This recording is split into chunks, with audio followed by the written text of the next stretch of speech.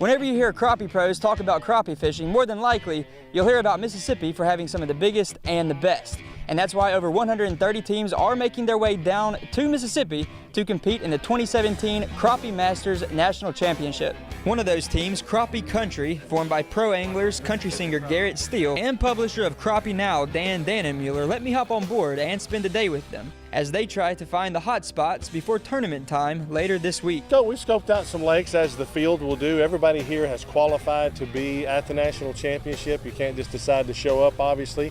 So it's the cream of the crop that's here to compete for the big money. During the Crappie Masters National Championship, teams can fish 6 different lakes: Ferguson, Lee, Paradise, Whittington, Chico, and the legendary Lake Washington. We kind of have a feeling that everybody will probably, or the big numbers will be probably here on Washington. We know Lake Washington and its history, and so we're looking for those fish. So we're still trying to find the big slabs, but catching some respectable white crappie out here. Definitely. Yeah. Now, since this is the championship, I can't tell you exactly what techniques Crappie Country was using during practice, but they are changing it up a bit this year and deciding not to go with the planer boards like they did last year. Crappie Dan and I always try to be ready at any lake we go to do whatever method is most effective, be it planer boards, be it jigging, or what we're doing here, which is spider rigging. What we're trying to do is target those fish with live bait.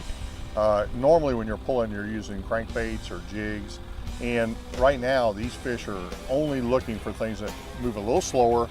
They get to look at it, they get to really taste it, and we're catching a lot of fish on live bait, and so that tells you it's hot summer temperatures, the water is really, really warm, and so the fish don't move as fast as they would as if it cooled down about 10-15 degrees. The duo also wants to note the importance of conservation and respecting the limit, so years down the road, other generations can enjoy catching these big crappie that the lakes around the Delta offer. I would say, what, 95, 99 maybe % of the thousands of fish we catch go right back into the water.